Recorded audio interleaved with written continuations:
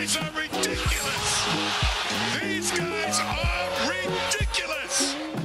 Now, how about them damn Celtics? And we are back with another episode of How About Them Celtics. Sam and I are here recording Friday, September 15th, in the depths of summer, ready to talk about more stuff that I don't even know anymore. It's getting worse every time. Every time I jump on here, I expect to say, "Oh, we actually found some stuff," but after the fifth time, we need to stop introing our shows like, "You guys, this sucks. Don't listen to it," No, because that's what we do listen every to it. time now. Oh man, I just can't wait for basketball to be back, man. We're closer than I think we realize. Like we're less We're than 2 a weeks away from training camp, essentially. Yeah. Oh, look at that. Wow, Sam's camera decided to do something funky right now. Do we need to cut this, or you're still here, right? I can hear you. Yeah, I'm here. I can hear you. I don't know. Quite the interesting camera setup there, but I think we'll keep on rolling and just go This through is it. the other one. But I'm just gonna leave this in for the YouTube audience because this is entertaining at this point. Sam's camera angles taking a trip down now confusion lane. Is this computer okay?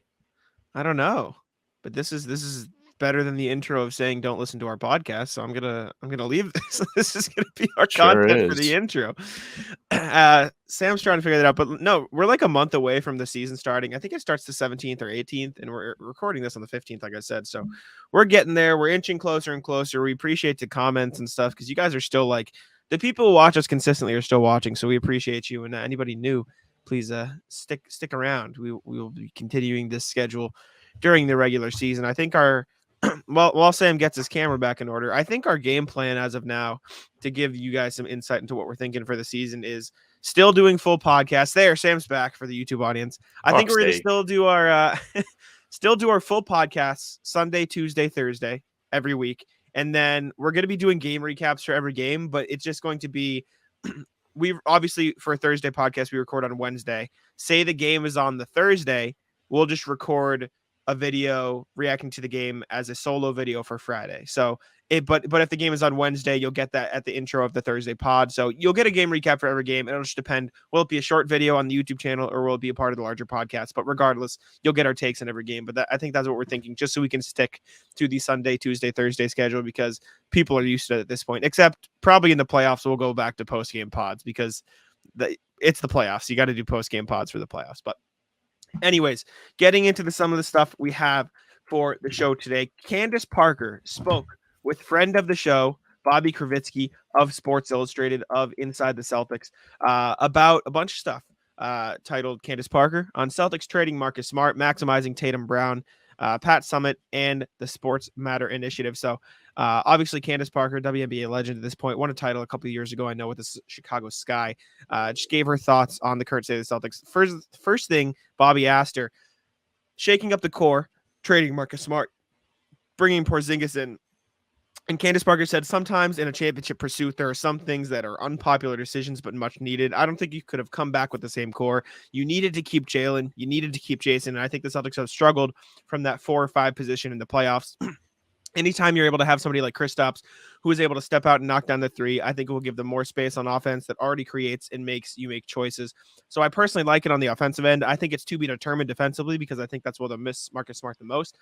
But like I said, basketball isn't about pitching shutouts. It's about scoring buckets. So I actually have Jason Tatum as my MVP this year. I think he's going to come in and make a splash. It's about time. So I think that's kind of the perspective that we've come to. It's, can they make up for Marcus Smart at the defensive end? But the talent is clearly the upside of the trade, because as much as you love Marcus Smart, as much as people in Boston loved Marcus Smart because of how much time he spent here, there's not really an argument as to who the better player is. It's just a matter of fit now and making it work. Yeah, I mean, we've talked about this trade into the ground all summer. Yeah, sure. If they win a title, great. If not, then I'm going to be mad as hell. Of course. I'm just giving you so much. The better win. Candace Parker also talked about the Tatum Brown tandem, which has been a topic in the past. Bobby said, I'm curious if you agree with that. There's another level they can reach. What do you think the key to maximizing having both of them on the floor together is? Candace Parker said, I think the key is the others because the way I saw them grow up the previous year, they were sharing the ball. I think the previous year was a lot of ISOs, and I think that got them in trouble a little bit. I think this past year, at the end of the previous season, they were sharing the ball a lot more, and then the ball would find them on the way back. But I also think it's the way the ball falls. Talked about how Porzingis can help them, as a third option. And then she talked about how the Warriors, how it took them a little bit to figure out their rotations as well. Curry and Thompson on court, adding KD, all that stuff, finding the right touches, basically saying that just the pieces around them will help them maximize the two talents together. I know we talked about how Jaylen Brown can improve his passing and stuff like that on a recent video, or a video that will come out. Spoiler alert. But I just think both of them being able to, I think what you said about them improving this past year is true, because you did see them make a little bit more, make plays for others. But yeah, I don't know. It's been a hot topic of conversation for the past 3 years at this point, even though they've made the conference finals twice. Yeah, the other guys certainly are important. She has a great point.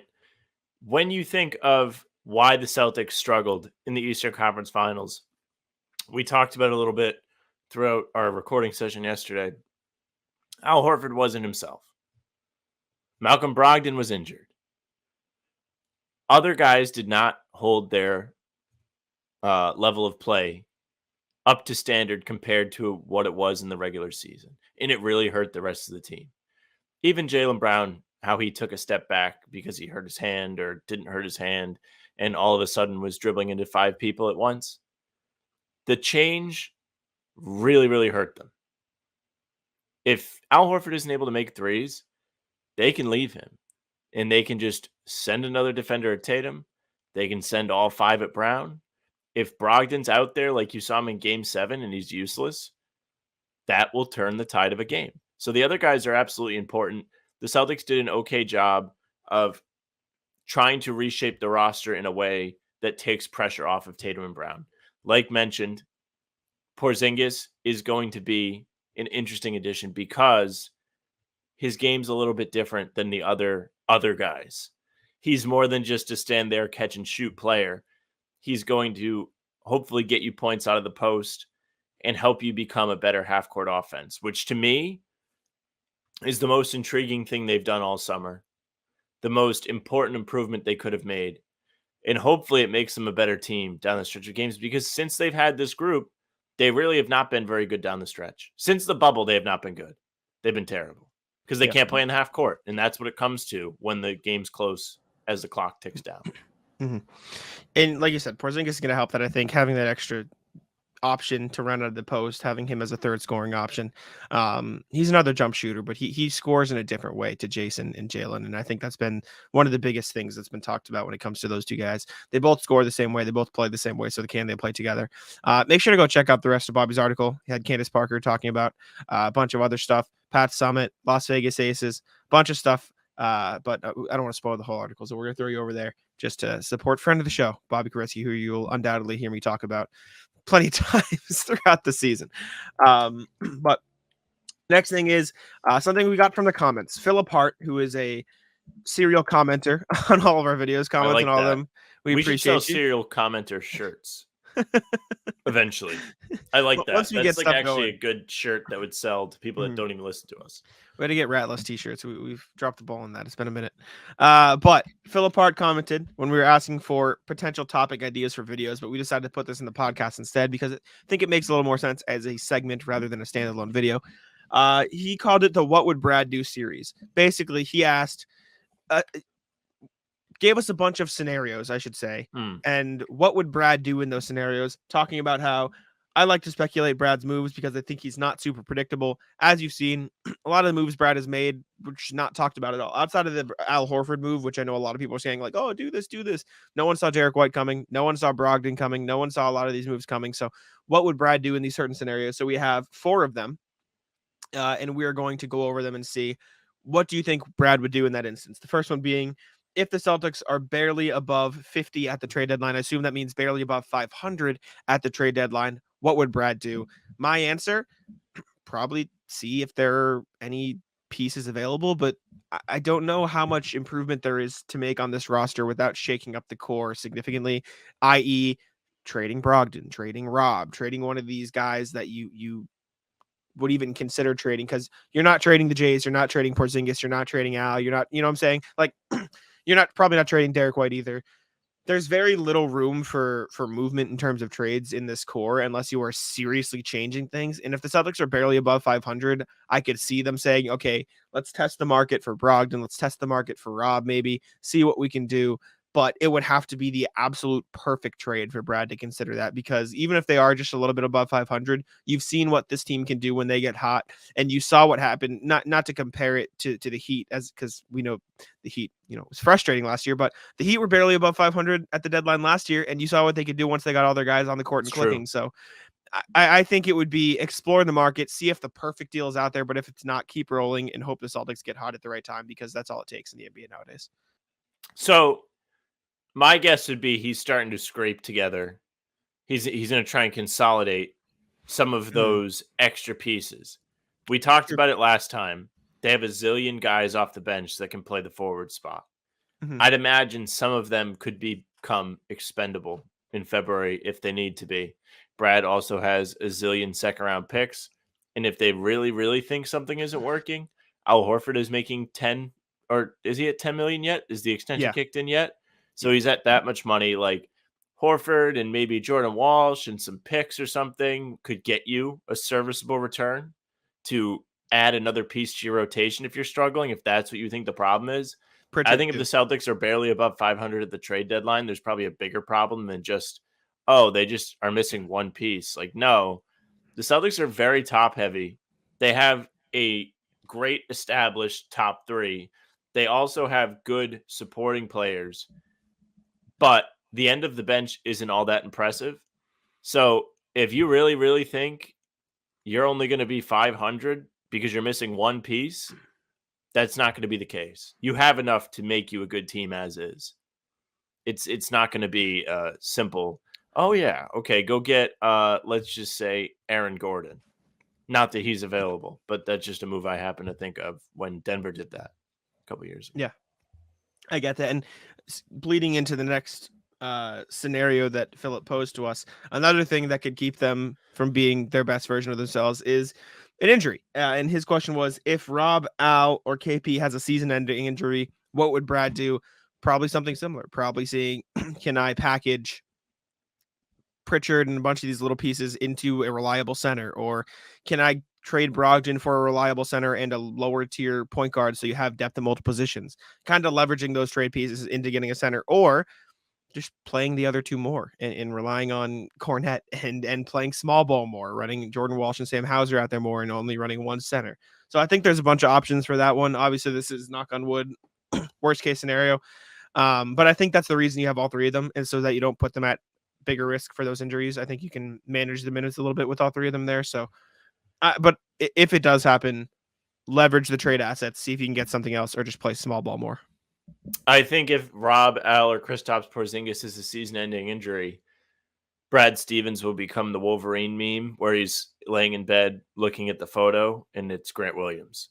They'll miss Grant Williams in that situation because he was going to be the fourth rotational big man. If he was to stick around, he wasn't going to see a ton of regular minutes. Probably wouldn't have seen a ton of playoff minutes, which is partially why he probably didn't end up back here. But with all of that being set aside, just from a financial standpoint, paying Grant Williams $13 million a year is not the worst thing ever. For what you get from him, with how the cap is expanding, it's not going to handicap you in the future. At least it shouldn't. Grant's a fine player. As much as I like to make fun of him, plays decent defense. He can shoot threes at a pretty high clip. He's ideally the perfect role player in today's NBA, and you let him walk over a cheap price, which was essentially what they were trying to offer him in the early extension talks. So yeah, simple answer. He'll look back and be like, damn, I wish Grant Williams was still on the team. Actual trade, break glass in case of emergency answer. Probably does scrap together as much as he can, little second round picks, and see if he can bring in some help. Perhaps Kenneth Faried. Maybe just Kenneth for free. And Sam said it, not me. You can't blame me for liking Grant Williams too much anymore. And also, if it happens early enough, he can use the disabled player thing to do something. This is true. Yeah. Also true. And you also, I mean, it's not as good, but you do have Grant Williams, TPE, and $1 million second-round picks, so you could get like a lower rotation piece guy for that. I think a similar answer for this one. If White and Brogdon can't reliably run the offense, you trade Brogdon for someone that maybe can. Maybe you trade Brogdon for TJ McConnell and Daniel Tice. Perhaps Markelle Fultz. Perhaps Markelle Fultz.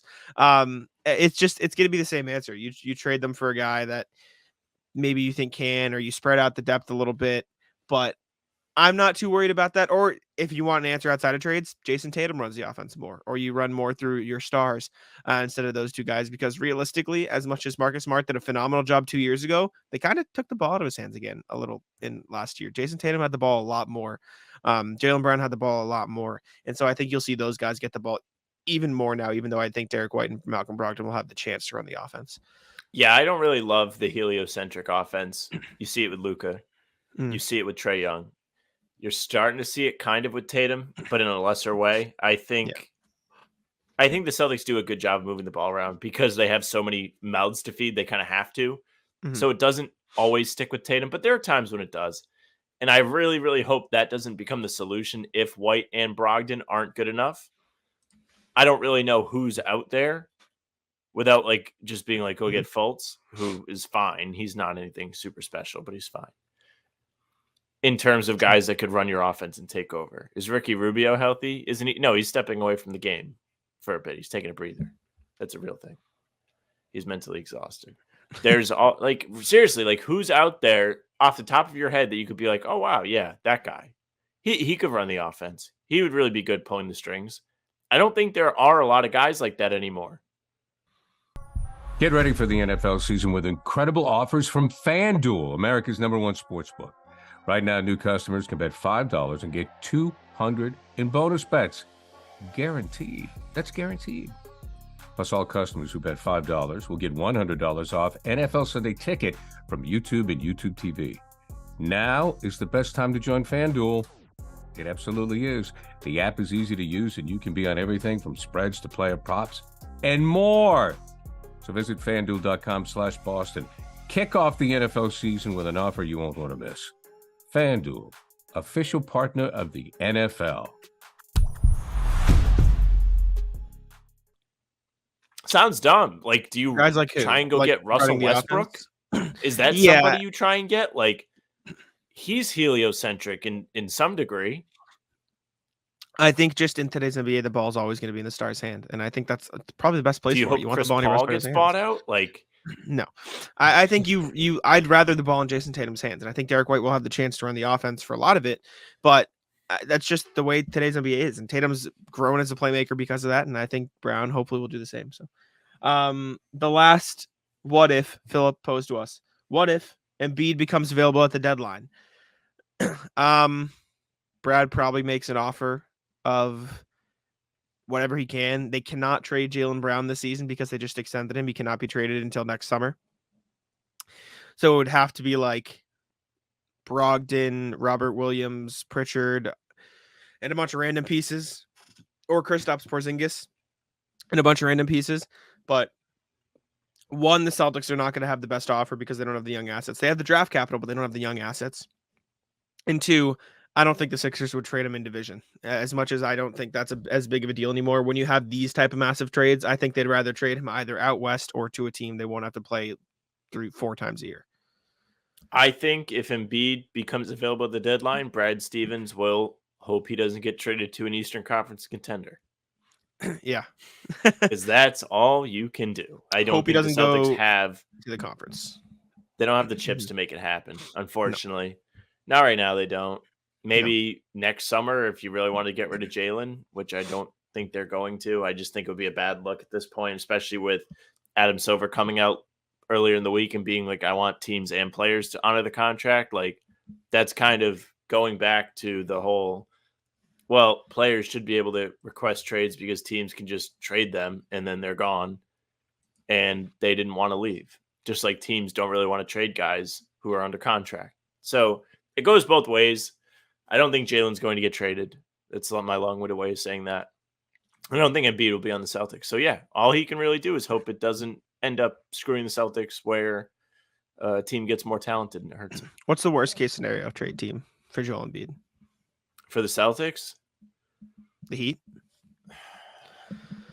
No, maybe. Why? I don't really know because I can't see Miami trading for him with Bam. Like, that doesn't make sense for me. Sure. I almost say like Atlanta. That would be kind of bad. Do you think they would trade Bam for Embiid? I don't know. I think Bam is like he's like a better big man for their system, if that makes sense. Okay, I understand. I think either of the New York teams would be the most realistic and two annoying, because I would be annoyed if he was on the Knicks. Mm-hmm. I think both of those teams, they wouldn't necessarily be annoying in the sense that I think they would challenge the Celtics like as one of the best teams in the East. I think they would rise, but I think they would just be on the same level that the Sixers were with Embiid and Harden and Maxey, right? Because it would just be Embiid and Brunson and Randall and Barrett, or not even Barrett, he'd probably be in the trade, or Embiid and Mikal Bridges. That would actually be kind of nasty if he got traded and played with Mikal Bridges. But those are the only two. Other than that, I don't think there's much that I would see as too bad. Atlanta, like you said, maybe, but I don't know. We'd have to see. Atlanta might have one of the better packages for him, because if they were to go after him, they realistically could get rid of one of the guards and be okay, because they're bringing such a talented player. Then they have okay supporting pieces they could throw into. Wonder if Toronto says, "Hey, we'll give you like OG Anunoby and Gary Trent or Scotty Barnes, even then you pair him with the other one of those two and Pascal Siakam." They have enough where they can make a move happen. Like, I think they only owe one draft pick, and it's for the Jakob Poeltl trade. I don't know. Interesting. But the point is, I don't think the Celtics have the assets to make that happen. Unfortunately, because I would love Joel Embiid in Boston. But anyways, next thing, Greg Swartz, I believe it was, of Bleacher Report, floated Derek White as a most improved player candidate for the upcoming season. And I love Derek White. Basically said he'd be a little old because he's going to be 29, or he turned 29 this summer. But Daryl Armstrong was 30 when he took it home in 99. Talked about how Derek White's going to be taking over the point guard role now that Marcus Smart's gone. In his 70 starts last season, White averaged 13 points, 4 rebounds, 4 assists, and shot 39.4 from 3. His chances of winning could be assisted by the Celtics' success, especially if Boston leads the NBA in wins and secures the number 1 seed. Brogdon earned his 6th Man of the Year honors last year, but playing for a winner obviously helps. Part-time starter for the majority of his career, White should have his best year as a starting point guard in a loaded Celtics team with championship aspirations. I said earlier this summer, I think White's going to average 15, 5, and 5, and I think there's room for him to average more than that, especially when you consider Porzingis probably is not playing an 82-game season. Tatum and Brown probably aren't going to play 82 games, even though they might get close. And Derek White, out of anybody on the Celtics roster, seems likely to play 82 games. Why? Because he fucking did it last year. Yeah. So I think he has a real chance. He's going to be too tired. No, I think he has a real chance to put up good numbers. The last bullet on the sheet here, pointing out who was a part-time starter for the majority of his career. He also played alongside other point guards, kind of something you've talked about in the past, Murray, Marcus Smart, so on. Yep. He's going to have so many different weapons at his disposal to set up for assists. You could really see those assist numbers jump up even higher than 5 assists a game, maybe 6 or 7, depending on how they want to use them. When White first got to the Celtics after being traded here, he was putting out some pretty passes very early on. There was a Hawks game. It was an ABC primetime Sunday game, and he was whipping the ball around like it was nobody's business. He looked excellent. It was one of the things that excited me right away when he joined the team, because I was a Josh Richardson guy. I was heated. Not heated, but I was like, damn. Like, that guy was just about as good as it gets. How are you going to get better than him? And Derek White has proved to be a staple of Boston's successful core. He's bald now. That too. He is. I forgot about that. Yeah. So that could all play into it. I am interested to see how he does in his first ever keys to the car starting point guard full-time role. Because you saw the same thing with Marcus Smart when he first became the starting point guard. Before he got that opportunity, he wasn't doing a whole lot special. He wasn't doing anything more than Derek White has done since he's joined the Celtics. Once he actually got the chance to distribute the ball, to run the offense, that's when things took a step up for him, and he really started to impress people. He won Defensive Player of the Year. The Celtics took a leap if Derek White is able to grow in the same way, that could benefit the Celtics so much because they would have given up Marcus Smart, who was a key distributor for them last year. He had flashes of looking excellent. So did Derek White. He had 3 straight games of 10 assists, 1 player of the week in February, to where it could elevate the Celtics again because they got Porzingis for Smart, who essentially was a surplus. As much as we all love him, there were 3 point guards on this team that were all around the same level. It was a conversation throughout the season last year. Now one of them's gone, and you have an all-star caliber big guy who can help you in the half court. That could also go on to Derek White's legacy if he's able to carry the torch. Yeah, I agree. And you look at the stats of, Derek White on the Celtics without Marcus Smart playing, or Derek White on the Celtics without, Derek White on the Spurs without DeJounte Murray. He averaged around 5 assists in each of those spots. And like Sam said, it's not like Marcus Smart was putting up 10 assists a night when point guards weren't playing before. He needed the opportunity first to get used to the role. And I do think with Derek White getting used to that role, he could average a lot of assists per night if he is given the chance to. I'm excited. We all know that I'm a big Derek White fan, so I think he'll take this chance and run with it. So excited to see what he can do. Next thing, checking back in with the email. Just because we are done with the dark ages doesn't mean that we are going to stop checking in. So if you would like to get in contact with us, make sure to send us an email and we will definitely go over it. But we do have 4 emails from, you guessed it, RJ Johnson. Who else would we have email from? Who else, right? Legend. Thank you, RJ. We're going to take a look. The first one, Brad Stevens history analysis. We're not going to in-depth go through all of these, but I wrote about Brad Stevens' style of GM. Basically, RJ just broke down Brad Stevens' trade tendencies, and this kind of falls in line with what Philip asked us to talk about earlier. He said the purpose of this was to look back at how this is RJ, at how Brad is traded, not in the sense of who won or lost the trade, but in the sense of his style for trading. I broke his trades into 3 basic types. Type 1, I want my guy. Type 2, I don't like the sandwich mom gave me, want to trade. And type 3, salary contract dump. I assume he went over the trades he's made. Kemba Walker for Al Horford, Moses Brown for Josh Richardson into the exception. This was an I want my guy trade and a contract dump. Cleaning up from Danny, trading Thompson, all this stuff for getting random pieces. Trading Fournier, contract dump. I want my guy was the Al Horford trade, contract dump. 2 for 1, Chris Dunn and Edwards for Juancho Hernangomez. I don't like the sandwich my mom gave me. Like many of these lunch bag swaps, neither team held on to any of the parts. The most value asset, Boston, at this point was a 2026 second round swap, so useless. Another one of Bobo and Dozier to the Celtics. Again, nobody stuck in these situations. It was just kind of salary dump, move pieces around trade. I want my guy was the Derek White trade. I want my guy and a contract dump was all the pieces for Daniel Tice. Contract dump, Bobo and TJ Dozier. Signing pieces, packaging them. I want my guy for Malcolm Brogdon. Contract dump, Noah Vonleh.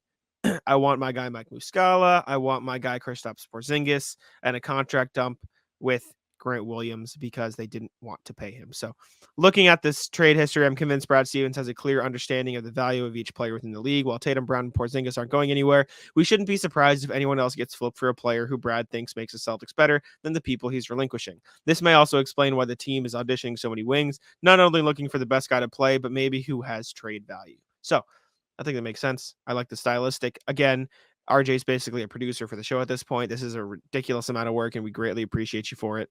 But I think those 3 styles of trades make sense. And I never thought of the auditioning wings in that sense, and it makes a little sense why he would be checking in on these guys. So thank you for the email, RJ. Yeah. Next email RJ sent us. Again, we have a bunch of them. Simple filler idea, check for Celtics birthdays on a date, have the Matt the Rat serve some birthday cake. I wonder, this is a good idea. And this was obviously September 15th, which is when we were recording. Former Celtics Sherman Douglas, Josh Richardson, Dennis Schroeder, Jason Terry, all born today. There's actually a lot of Celtics born on this day. So thank you for the update. Maybe we'll have to start checking the birthdays. So happy birthday to all those Celtics legends. That's actually a lot of like significant Celtics born on this date. So happy birthday to those people. Hot wings for training camp. Again, talking more about the Celtics wings. Nothing fills you up like an order of wings, so let's kick around the 7-pack of guards and forwards currently under contract. Not counting Brown or Brogdon. Basically talking about the wings, working in reverse order, scrub or funk to get a full roster spot to be considered. Then he basically talked about the wings, which we can discuss briefly here. Banton, if I were a wagering man, I would say that neither Svi nor Banton gets axed because neither of them are on standard deals, or fully guaranteed, I should say. My guess is for who gets the regular wing time from least likely to most likely. Banton is least likely, mostly because I see his game as being more facilitator. Walsh, second least likely. He'll get minutes for energy burst, but 19-year-old needs time to develop. Hauser at third least likely, just a hair behind Mikhailu for no other reason than a gut hunch that there is something about his game Coach Mazzulla felt was lacking when he didn't get time in the playoffs. Mikhailu second most, new flavor guy and being a little taller than Hauser. Again, if these two are swapped, I wouldn't be surprised. Brissett is the most likely because all of the qualities in one good package, good energetic defense, and says the Celtics coaching staff, or he thinks the Celtics coaching staff can get his 3-point shot up. I would probably lean Hauser probably gets the most minutes out of the guys just because he's been on the team and you saw how well he could play with the Stars last season. I understand why Brissett is first because I do think he's got the long athletic wing thing down, and that's probably what you want behind the Jays. But I just think Hauser would get that first nod because he was on the team last year. But I get the reasoning here at the very least because it was weird to see how Mazzulla not throw him into playoffs last year. I think Joe is a big familiarity guy, and I think that ties into why Hauser didn't get playoff minutes because in the past, Hauser did not play in the playoffs. So I really don't think Brissett's going to come in and body him for the minutes. Yeah. I think we're going to see a lot of Sam Hauser. All of the statistics tell you that Sam Hauser was excellent when he was actually given the chance to play last year. If you look at his starts, it's 14 points a game throughout the regular season on even better 3-point shooting than it is 12 to 14 on average. He was really, really good when he got real time. So I would keep my eyes up for that. He might be the key off-season addition that wasn't really an addition. Yeah, I agree. I'm excited to see what he can do. To be able to give input as my internet allows it. Sam's computer has been putting him through the ringer for a while. We have one more email from RJ, but we're going to save that for the next pod, do another email check-in. If any of you guys have other emails you'd like to hear from us or other thoughts or anything, we always check the email. So go hit us up there and we will make sure to get to that. The last thing we have in terms of the Celtics today is the risk of trading Brogdon. Zach Buckley of Bleacher Report wrote an article saying one risk every team should take. Zach Buckley said, and he said they should trade Brogdon for wing depth, propose Brogdon and a first for Dorian Finney-Smith and Royce O'Neal. Ironic that we are talking about that after we just went over the fact that the Celtics literally have 6 wings on their bench and are still interested in Lamar Stevens. Correct. Trading Brogdon for wings makes no sense. Zero. Negative sense. I wrote about this for Hardwood Houdini earlier in the week, and I'll tell you what, that's exactly what I had to say is you're really going to offload one of your 2 main guards in exchange for 2 wings that you aren't even sure where you would use them. Yep. They can't both get backup minutes. They're both essentially backups. That's what their skill level is. Maybe they're fringe starters. I'm not saying that they suck. They're both very quality players. But with Tatum and Brown on the team, and also now Porzingis, where you can't even really slide Tatum down to the 4. Yep. Where are you going to find minutes for them? And you're going to give a Brogdon and a first-round pick? Mind you, a first-round pick of a Warriors team that seems to be in some sort of turmoil where Chris Paul is dead set on starting, and Steph Curry's going to start, and so is Clay, so is Draymond. And you'd have to imagine Wiggins too. So they're going to roll out a 6'7" guy as their center every game. Yep. I'm not convinced the Warriors are going to be all that great this year.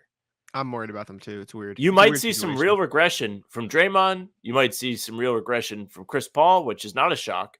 Clay, he was okay towards the end of the year, but he sucked in the playoffs. He was bad against the Lakers. Curry's the only one you can really depend on right now. And Wiggins. I think Wiggins is still quality too. Wiggins is good. But you have their draft pick. Take advantage of it. It's only top 4 protected. So even if they're kind of bad and miss the playoffs, but they're not the worst, you could be really getting a great asset here. Why would you screw around with this and trade it for Dorian Finney-Smith and Royce O'Neal? I don't think they'll miss the playoffs, but I do think it's more valuable. It's definitely more I sure valuable would than like it Celtics if they pick, I did. think. Would be nice. Get out your voodoo dolls. Now, like we talked about earlier in the show, the only way the Celtics trade Brogdon is if something is going wrong by the trade deadline. He's going to be an important piece on this team. The only reason people considered trading him at the start of the summer is because the Celtics had 3 starting caliber guards. They don't anymore. They have a good 2 starting caliber guards, and one's going to be the 6th man. You want to know why? Because he's the reigning 6th man of the year. And they have a chance to use him in a different way and let him play make more, which I think would be good. The only way I think you see him traded, though, is if the Celtics need more depth. And in that case, it would be, okay, are we missing some big man depth and we need point guard depth still? Let's trade him for Kelly Olynyk and Chris Dunn, or let's trade him for Tyson and TJ McConnell. Like, you'd have to get another guard back in the trade. It doesn't have to be another star guard, starting caliber guard like Brogdon, because you're just not going to find that. But it would have to be get a guard back and also get somebody who can help you at a different position. I think that's the only way you see Brogdon get traded, and I don't think it would happen before the trade deadline. And the only way it would happen at the trade deadline is something is going wrong. I don't think there is it, or if Brogdon says I want out. Like, that's the only other one. Or like DeAnthony Melton and Paul Reed, right? Those are the only scenarios I could see the Celtics saying, okay, let's consider trading Brogdon. I'd really appreciate it if they didn't have to trade Brogdon, because that means things are going well. Yep. Which they sure as hell better after what I went through this summer. So is this trade it? Absolutely not. Because even in the case that things are going wrong, this is what you're going to do. This is what you're going to do. You're going to get Dorian Finney-Smith and Royce O'Neal, and that'll make everything okay. That's slapping the duct tape on the leaking like thing of water as it sprays all over the room, and you're just like, fixed it. It's the Flex Seal. That's what it is. It's not going to help you. And you're going to have to give up draft capital. And we've seen Brad Stevens loves draft picks. Yeah, I agree. It's just that trade specifically is not worth it. And the Warriors team, by the way, that's looking to bring in Dwight Howard. The Warriors worked out Dwight Howard recently. They have 2 roster spots open currently. They have 13 players on the roster. They changed their bench a lot this summer. Lost Dante DiVincenzo, lost Anthony Lamb, lost Ty Jerome, lost a lot of these guys. Where did the Lamb go? He's just free agent, I think, right now. I guess they didn't lose him. They just said, see you later, buddy. Yeah, they lost him off. He's gone off the bench. But yeah, they're bringing in Dwight Howard, considering him for a roster spot. Somebody, I think it was Harrison Fagan, who is the SB Nation NBA director, on Twitter said Dwight Howard and Chris Paul can finally play together. Adam Silver be damned, which is funny. But weird that Warriors. I think the Warriors are going to have enough problems already. I don't think Chris Paul and Draymond Green will get along. Bringing in Dwight Howard just seems like a terrible plan. They traded one guy that Draymond punched in the face for another that he might end up punching in the face. I think Dwight is one of the most interesting people or personalities surrounding the NBA right now because he's kind of funny. He said he wants to play for Team USA just to tie in more Dwight Howard stuff in this 24 Olympics where they're bringing the Avengers. And he said if not, then he's going to play for Taiwan and shoot all the shots and score 85 points a game. And then he did the video telling everybody to learn Chinese, like he was inviting Clay and Jordan Poole over to play in Taiwan with him. I don't know. I almost kind of like Dwight Howard. He has really cool highlights if you go and look at him. But right now, is he going to help you win? Probably not. The Celtics go get him? So we can react to Dwight highlights? No. You know what's weird about Dwight, seriously, is that he's not still effective. Because if you look at Dwight Howard, he's still as in shape as he ever was. And his game is really, really simple, where he's just a defensive anchor and he's athletic. And he's still he's still strong and he's still sure as hell athletic. Like he should still be effective. I think he just kind of got screwed by the game changing. I think he's just slow. I think it's the same reason DeAndre Jordan's not great. He's just too slow. Like DeAndre Jordan's built the same. He's just as big. He's just as strong. And he's still an NBA roster. But I don't know. I also think Dwight Howard wants more of a role than teams are willing to give him. I mean, he's talking about he wants to shoot all the shots in Taiwan. Why not, dude? I just think he'll want to play too much. I think he's still eyeing minutes, and I don't think those minutes are there. Dwight Howard, who was in an episode of Never Have I Ever. What is that? I don't know what that is. It's a Netflix show. Oh. But they had the final season, and it was the first episode. And I was like, oh, my God, that's Dwight Howard. I can't believe he's in the show. Dwight Howard, man, he's something. He's a character. Next thing we have checking in on the Damian Lillard situation because I know I'd rather kill myself. Woj, Adrian Wojnarowski of ESPN said, my sense is that the Blazers have done a lot more talking with teams in the last, say, 10 to 14 days that they did probably at least a month plus prior. Big part of that is the league is back to work now after Labor Day and training camp is starting to approach. And that's the next real deadline in this process. But I think Portland, what they've been trying to do is see how they can put together multi-team deals that would get them assets that they would want. Draft picks, young players. There might be a team that their best asset is a veteran player that doesn't interest the Blazers. But then there's a third team who might want to take on that veteran and then send, whether it's a young guy or picks or something, to Portland. And I think they've been in communication with a lot of teams trying to find a structure of a deal that can get Damian Lillard trade done. We'll see now how much traction they can get between now and the start of training camp. And like I was saying the last time we talked about Dame, the training camp is like the next big let's get a trade done deadline, because you want to have all your guys together. You want to build that chemistry. You want to get it done. You don't just want to throw things together at the deadline. So I think you'll see a Dame trade in the next couple of weeks, but then it'll finally be over. Then we don't have to talk about it. I hope it's to Utah. Still rooting for Danny, because I just want to see him miserable. He doesn't deserve to get his way after this whole summer of dragging his feet and kicking and screaming and then pretending like he wasn't kicking and screaming. I think it does make sense for this to be the window where it's the most active for trade talks. Like you said, teams are trying to get everything squared away before they actually start planning out their schemes, getting their guys used to playing together. You would ideally not want to throw him in the mix mid-season if you don't have to. I wonder who the other teams are that aren't Miami. That's a good question. I mean, if you really want to look at, like, we don't have to go in depth and say, perhaps? Oh, this team, maybe OKC's like, well, Shea's there, and then we have all these other guys that we're eventually going to have to decide whether or not we want to keep. But if I'm OKC, I'm not. If I'm OKC, I'm not doing that. You jump the gun on that if you're OKC. Yeah, I think Brooklyn makes some sense. They have no reason to be bad, and it's true. You have Ben Simmons as a trade piece that you could trade. Ship him off somewhere else if Portland doesn't want to take him on. They have draft capital too to trade that they could be worth it to other teams. Cam Thomas is a nice young piece, a couple rookies in there.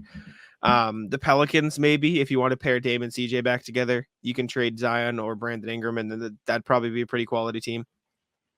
Past that, I don't know. The Timberwolves, like, did they want? I want them to expand the league now, so there's more teams that can trade for them that aren't the Heat. Do you think would you take on Cat if you're the Blazers? Let's see. What do you have now? You have Scoot, Simons. You have Shady and Sharp. You have Simons. Jeremy Grant. I actually wouldn't hate that if I'm the Blazers. Like, that kind of gives you an avenue to be competitive sooner rather than later. Like, depending on how good Scoot is, people in the summer league raved about him, and people leading up to the draft raved about him. Simons has shown he can play enough to where he earned a contract extension.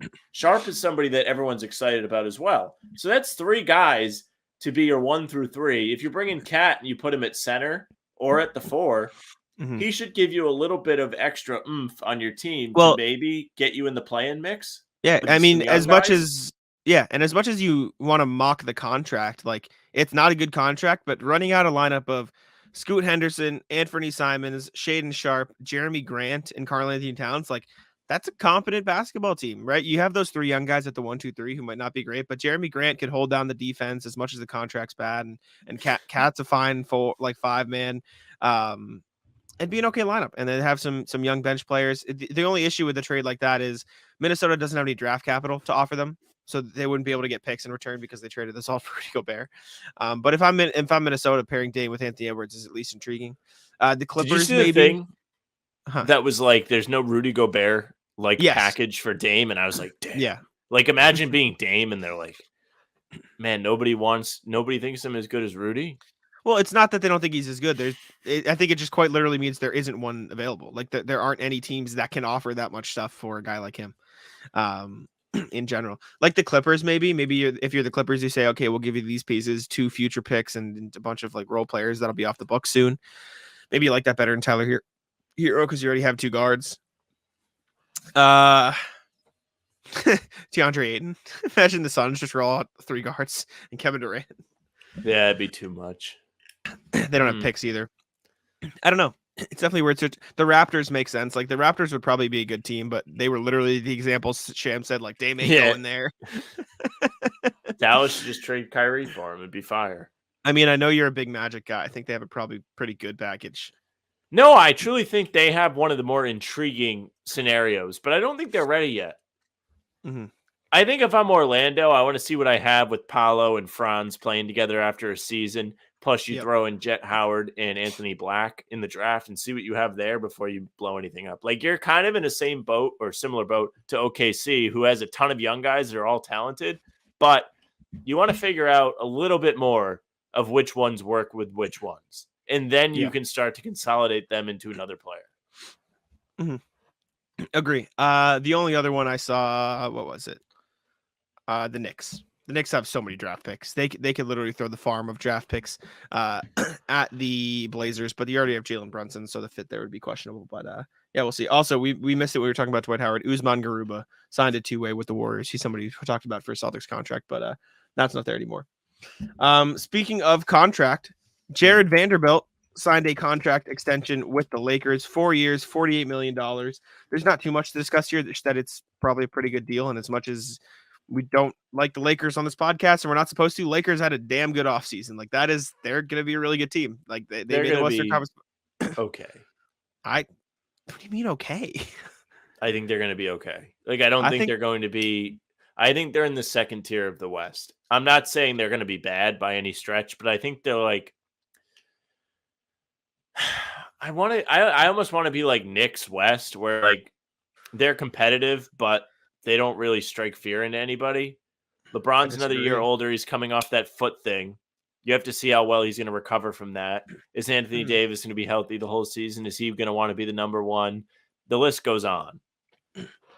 I think they're a top 5 team in the West. Like, that's what I mean. Like, that's fine. But like, are you picking them as the favorites? I'd put them more Sixers West than Knicks West. I think they're similar at this point. Just because of Philly's like downgrade and Harden being upset. Philly last year. I know what you mean. Philly. Yeah, I don't know. I just think you look at the way the Lakers played last year, and this is just tangent I was talking about earlier when I was on the Celtics Lab podcast. Like, the Lakers were really good in the second half of the season once they traded Westbrook. Not only do they have that same roster and they're going to be able to build on that continuity heading into next year, they got a really good bench now. Gabe Vincent, great signing. Rui Hachimura is going to have a full season there. They can trade D'Angelo Russell for more pieces if they want, or just run him out because Austin Reeves is going to take a jump and he can run the point for them. Christian Wood's a good signing, even though he doesn't play defense. He doesn't need to play defense because you have a Jared Vanderbilt. Like, you can just have him pick his spots. And then you have 2 young guys like Jackson Hayes and Cam Reddish. I don't know. As much as we're not supposed to like the Lakers here, I think they're going to be a really good team next year. I think they're going to suck. Just to play devil's advocate here, I think they'll suck. Like, LeBron, old, Anthony Davis, soft, made of glass. Gabe Vincent, not in the Heat system anymore, so he's going to suck. Austin Reeves, fake playoffs. Vanderbilt can't shoot, but he is in a good contract. That's the Grant contract, pretty much.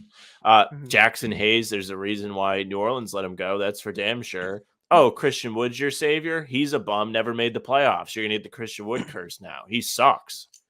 He's a losing player. Like him, Zach LaVine, handshake, losers. You know you're the worst. Go get Zach right? LaVine too. Your team will suck even worse. You're the worst. What do you mean? You're Mr. Devil's Advocate. I do it once and you get all upset. Yeah, the difference is when I do it, it's because I have a different opinion. You just do it to be a dick. No, I have a different opinion. I don't think the Lakers are going to be that great. You're an asshole. The Hawks reportedly tried to trade DeAndre Hunter this summer. This comes from friend of the pod, Jake Fisher, of Bleacher Report now, right? He moved. Eyeballs. Bleacher Report. Is he Bleacher Report? No, he's Yahoo. No, he moved from Yahoo to Bleacher Report, I thought. According to Jake Fisher of Yahoo Sports, it literally says on the sheet. Oh, it was the opposite. Sorry. Past Bleacher Report. Now, him and Chris Haynes swapped, and I always get confused as to where they switched to. Yahoo won the trade. DeAndre Hunter is coming off the highest scoring season of career. According to Jake Fisher, Atlanta discussed moving the forward to multiple teams. The Pacers and Pistons were part of those trade talks, but a deal didn't happen. I have to imagine Detroit. Yeah, Detroit's making moves. I wonder if this was before they traded John Collins. I wonder if this was going to be their salary dump John Collins deal. DeAndre Hunter's a good player, though. I don't like why. I don't know why they would try to trade him. He fits in well with what they're doing as a 3-and-D guy. He can have a couple good playoff games when you need him to. He's under a good contract, like $20 million a season for 4 years. Like, I don't know why they try to trade him. I mean, I'd like him on the Celtics. Well, it's because they wanted to get both Bogdanoviches on the same team. which would actually be like a war crime, because then imagine being the play-by-play guy. Yeah. It's like, shit.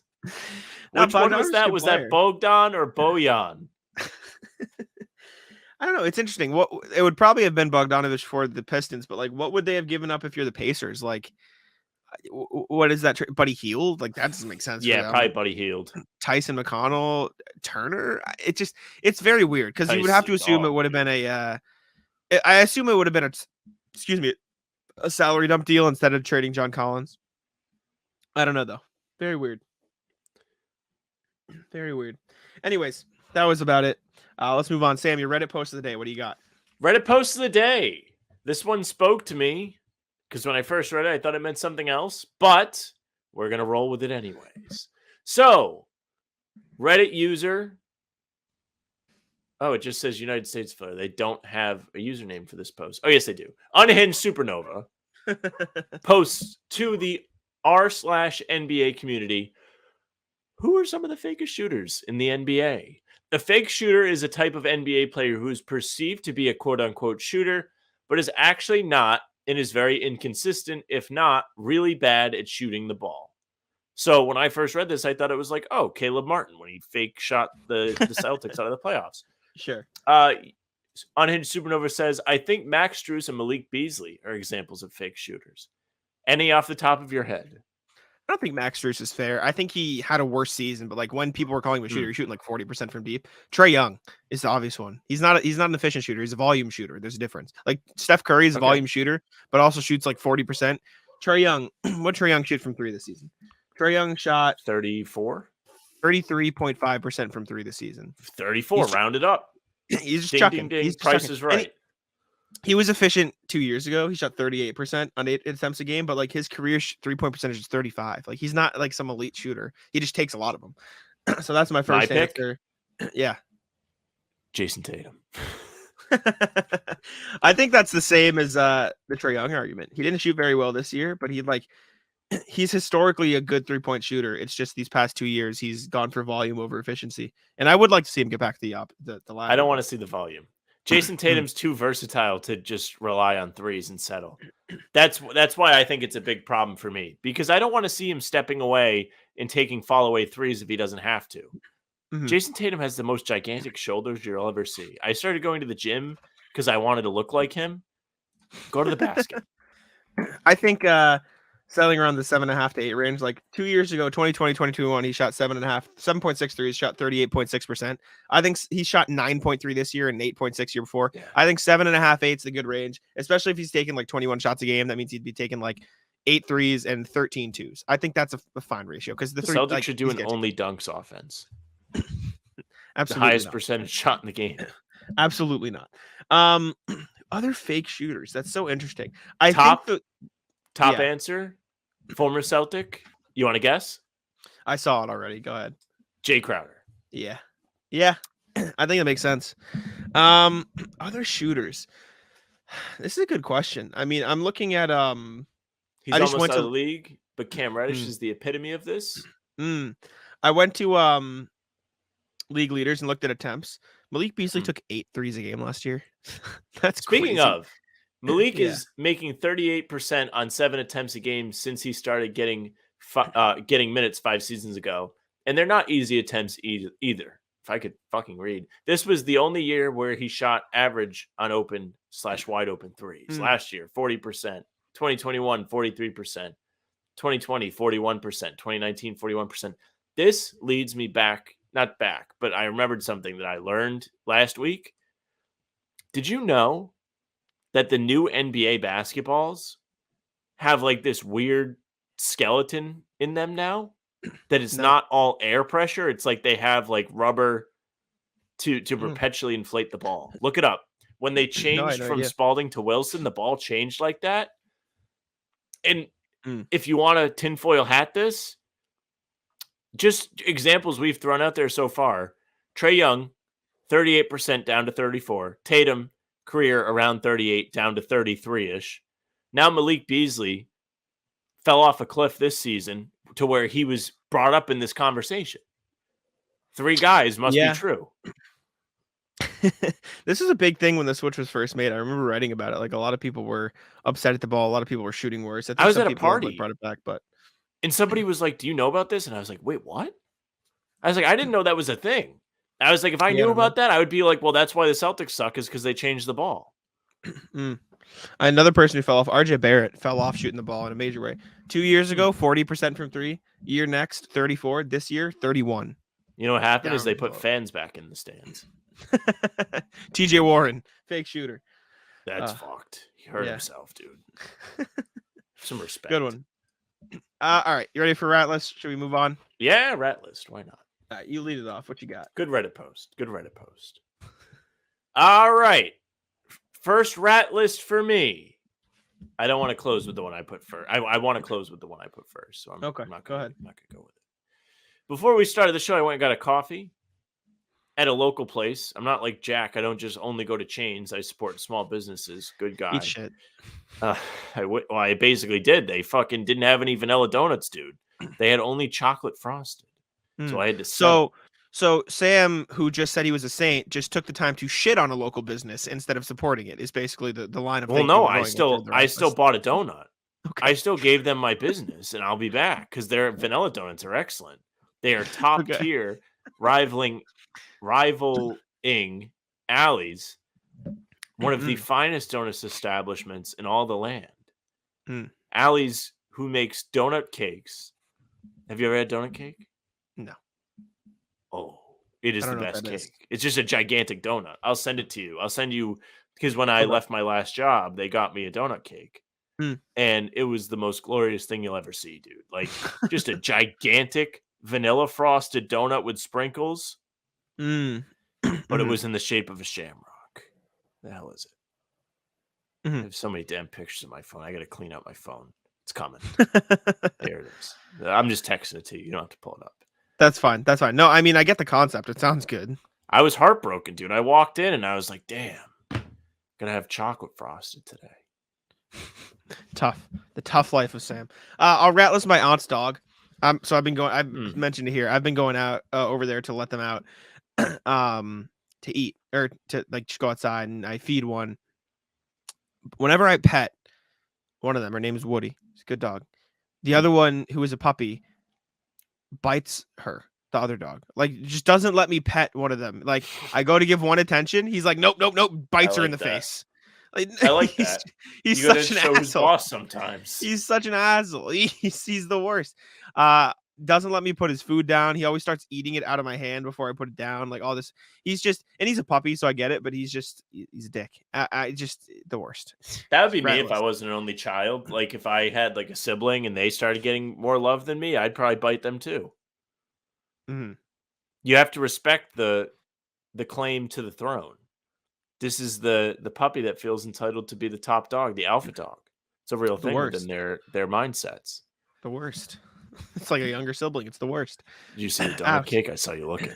I did. It looked good. It did look good. Yeah, look at big shamrock, like Shaq when he was on the Celtics. Rat list: the people when you play pickup ball that kind of play too hard, not in the sense of like Henry. Yeah, kind of like Henry, where like they're kind of like a little too physical with you, and it's like, Henry, all right, like I don't know you that well. Henry. Like when you play with your friends, it's a little like there's no problem with like trying and playing like legitimate defense, but like I got clawed on Wednesday. Like I have a scratch on my arm from some guy that I don't know. What are you doing? We're all here to have fun. Henry's is he will knock you over trying to box you out for a rebound. He'll just push you to the ground. I love the box out guys. Out on it. Out. No, I don't on like the box it either. out guys. Yeah. I don't box out of respect. Boxing out is one thing, any feathers. but like I'll be running, like I'll be like at the 3-point line, I'll be waltzing, I'll be like jogging in to like try to get the rebound, and Henry hits you with the hip check. You gotta go down and then call a foul on him. Teach him a lesson. It's true. You gotta start just tell him a good joke and he'll collapse, and you won't get a foul call. That is just the funniest like ailment I've ever heard. It's so fucked. It's so fucked. The best is like you're like, yeah, my mom used to ground us because we would make him laugh on purpose. He would be frozen on the ground, and she had to get us to stop. He takes meds for it now. He's fine now, but it's we were definitely dicks about it when we were younger. Is there a ball this weekend, by the way? Ratlist. He tried to screw me in the league. What did he offer you?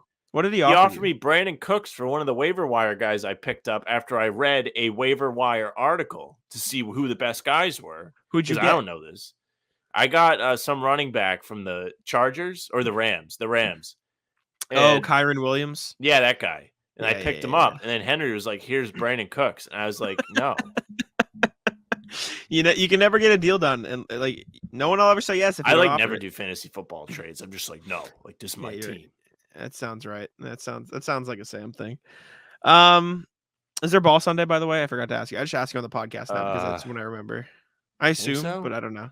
Oh, it's fine. I'll ask you later. I had a rat list, but I can't remember. Shoot. Rat list. Oh, go ahead. I was in a rat list Duncan because the app isn't working, and I know it's like fine because I can just order there, but I have a bunch of like. I've loaded up my rewards. I'm like, oh, I've got these points. I'm gonna use them. It just won't let me order on the app anymore right now. Like it's just glitching and it's down and it says they're out of the cold brew that I get. But then I go to the window. Oh, look at that. They have it. It's right here. So it's pissing me off. I don't know why it's not working. The points are a big one though. Like you wouldn't want to lose that. Good point. That's what I'm saying. You have any more or should I close? You can do your anti-rat list, then your closer. I think yeah, I forgot I had the anti-rat list. What was it? You were going to cover for me. Anti-rat list. Government. So I was supposed to have jury duty on Monday. I got jury duty. I need to reschedule. I got to reschedule. But we don't get to reschedule, but they canceled it. I got a text say it said cancel your jury. But rat list to them, they sent me the thing less than 2 weeks out from my jury duty. Yeah, I need to check when mine is. I forget. I think it's the end of September. It's the end of September. Guess they're trying to send me to fucking Fall River, which is like an hour and a half away from my house. What are we doing? Fall River's an hour and a half from you? You just get on 24. You go south. Maybe a little over than an hour. But there's like stuff significantly closer than me that I could go to. But it just sent me to Fall River. Because you're in Bristol County. That's where the courts are. Yeah, out on that. I'm not gone. I was mad as hell when they sent me the jury duty thing. I was like, damn, like I have it like next week. Yeah, jury duty sucks. I need to reschedule. Anyways, you can close. That's all I got. So this is like a colossal rat list. This is a universal rat list. This is a general rat list. But it happened to me today. Rat list to any pedestrian who does not wave to you when you let them walk. This happened to me yesterday. Yeah. Yes. Good rat list. I was in the Stop and Shop parking lot today, and this guy, he's like ready to cross. So like, I don't like, force my way. I was like, yeah, go ahead. It's different than when you're on the regular street driving and there's a pedestrian waiting, even though you're technically supposed to always let them go, which I don't really I think we need to put pedestrians in check, to be honest with you. But I'll get into that a little bit after I finish this. So I let him go. He walks past me, doesn't really acknowledge me, and he's with his son. So this is a double rat list because not only is he not waving to me and showing respect that I yielded to him, but he's also ushering it into a second generation of rats. He's creating a miniature rat of, we don't have to wave to people when they let us cross, Jimmy. No, don't worry about that. I really think we need to put pedestrians in check. There are people, they just walk out in front of you, dude. They don't care. They got headphones on. I'm a runner, so I run on the streets, and I'm so like mindful of who's around me, where cars are coming out of. Are they coming out of parking lots? Are they coming out of side streets? And I always go around the back. You know why? Because it's so much easier for me to maneuver my feet to get around a car than a car to have to completely stop what they're doing to try and accommodate me. Yep. I think pedestrians need to be held accountable a bit more. Maybe more fines for the pedestrians, less tickets for drivers. I agree. I was pulling down my street and there were these two moms like walking their kids, right? Whatever. They go across the street and I'm stop. I let them go. I give them they look at me. I like smile and then just look away. No wave, no smile, no nothing back. I'm like, that's when you just mow them down. What are we doing? Yeah. I was like, what the fuck are we doing? Like, you're just gonna kid, like, at least just put all I'm asking for is a little, thank you. Like a little hand up. Just a little hand up. Yeah. Assholes. And the other thing is like, it's harder to notice, and maybe you just miss it because you're in cars. But like when you let somebody go or you let somebody in or something, they give you a nice little wave or something. Like Yeah. you yourself become a rat because you just feel like being a nice person. And I know this doesn't happen often. I know you definitely don't do this, but like if I'm driving and I'm on a super busy street and I see there's nobody behind me for a little bit, but there are hella people coming this way, I'll be like, okay, I'll stop. This person is inching their way out anyways. Well, if they're halfway in the street, I'll just be like, whatever. And I don't like come to a full stop, but I'll like slow down a little bit to let them go out. No wave, no nothing. Just go like, at least give me a little wave. I am putting myself. If there's on no the one brink of the behind you, rat you for should never ever stop. You should just keep going. I understand the circumstance where you said Yeah. there's a small window. Maybe it's not. Maybe that's the wrong example. But you know what I'm saying? When there is a small enough window and you yourself slow down. The only help this time I person do it who's is if there's a waiting. stoplight and we're all going to be stopped anyway. I'll like make the room for them to go. Okay, yeah, sure. But There needs to be more. Just wave. Yeah. Just wave. Give yourself a little wave. Come on. The wave is important. Right. It's a sign of respect. The Jeep people do it. They get like rock hard for the wave. Yeah, Jeep wave is weird. Jeeps are the weirdest thing ever. Have I bitched about this before? The rubber duckies? Yes. Yeah. So people like that drive Jeeps, they put rubber duckies on other Jeeps. Like Ray has like a whole line of rubber duckies on his dashboard. It's the lamest thing ever. Because not only like is it lame in general, but he doesn't even own the Jeep. Like he leases it. Like you should have to own the Jeep to get in on all the Jeep stuff. Like the Jeep people should have a way of knowing that he's not like a real Jeep owner, and they should actually look down on him. Does Ray also put rubber duckies on other people's Jeeps, or does he just take? Yeah, I think you're supposed to duck people. That's what they call it. Weird. Out. It is weird. I know you wanted to close with it, but I just and it's not a long one. It's the same thing as last time. This weather sucks, man. Out on the weather. This weather is what so weather is bullshit. it today? Well, we're supposed to get like a big hurricane again tomorrow. Like we're supposed to get be a a big regular rainstorm. Relax. I know, but it still sucks because I'm supposed to golf and I can't golf anymore. Well, maybe your ankle will heal. Fuck you. Rat list that people are acting like the world's ending with a hurricane, but also the hurricane's not the problem. It's just that I can't anti-rat list, and we can close with this. Today I went outside to go to the gym, and there was a cool, crisp air, letting me know that basketball is not that far away. I was like, "Oh, we're close. This doesn't feel like it's felt for 3 months. I might have to wear a long sleeve today." Are you a iced coffee to hot coffee guy, or are you one type all year round? You iced coffee all year round? Okay. Yeah. I'm a fast like consumer of food or drink. I can't consume a hot beverage fast. See, I enjoy having like I'm a hot coffee guy in the winter. I'm like a seasonal, like all iced coffee when it's hot out, hot coffee when it's cold out, and I enjoy getting a pumpkin spice guy, pumpkin coffee, fire. Love it. Apple crisp coffee today. Did you get it from Starbucks? I know they have one. I see it on the board. No, I got it from my local place again. Okay. Where you defer. I like getting the hot coffee because then I'm working and I'll have it and I can like sip from it. I enjoy the hot coffee, and we're coming to the months, and basketball is back, so it's good. But I can't do the hot. I don't even really care for hot chocolate that much. It's okay. It's okay. Hot chocolate overrated. I'm not a hater on hot chocolate. It's overrated though. I agree. It's just, I never really work it into my day. You know what's good? It's coming up. We got a couple months, but eggnog. Are you an eggnog guy? Eggnogs, love it. Hold on, eggnog. Stand by. I would like to see something. Did I unlock something here when I mentioned that? No, I just am. I have this same like thoughts on it. I just really want to know what it is. Okay, so you don't know what eggnog ruin is? Eggnog for at least some people. Eggnog. If you have a half of cup of eggnog, it is 170 calories. Get the fuck out of here with your calories. I ruined these little like snack things that my girlfriend really likes from Costco. I told this. I'm gonna tell it again because we might have new listeners. But she has like a bag of them sitting in the room. She's like, I love these. Like they're like my favorite snack. And I like flip the bag over. I'm like, if you have one of these, it's 100 calories. I will plug something. You're the worst. These are protein bars, these Cliff Bar things, and they taste like Thin Mints, and they're literally the best food ever. You're the worst. You and your calorie counting ass, the worst. Dude, if you get used to it, it's so easy. You get in a routine, you know how much stuff Fire. How much is that? Fire 70. That's not bad. Love it. I got my my Diet Coke addiction. That's 0. Fire. It is 0. Yeah. Bet your ass it's 0. I always get like skeptical of the 0 things though, like Halo Top ice cream. Top ice cream, I can eat a pint of ice cream. It's 300 calories. I'm like, am I gonna like start having acne everywhere from eating this? That is 140, 130, close. Good try. Yeah. Out on the calorie counting. I got these payday underrated candy. I'd never had a payday till like 2 weeks ago. These shits are fire. Anyways, all right, we've random filibustered enough. Thank y'all for watching. Thank y'all for watching. How about them Celtics? We appreciate you. Thank you for listening. Make sure to tune in with us. Like I said, we're going to keep the same schedule. We're going to be at it for the regular season. Then the postseason, we'll be back to our post-game shows because it is the playoffs. You bet your ass we'll be there. But we got to get to the regular season first. So keep on tuning in. We appreciate you. Subscribe to How About Them Celtics. Check us out on Apple and Spotify. Leave us 5 stars there and leave a review. We appreciate it. And leave us a comment. Tell us what you want us to talk about. Comment, email, DM, any of that stuff. We'll be there. We appreciate you. I'll let Sam get us out. Do all the stuff Jack said.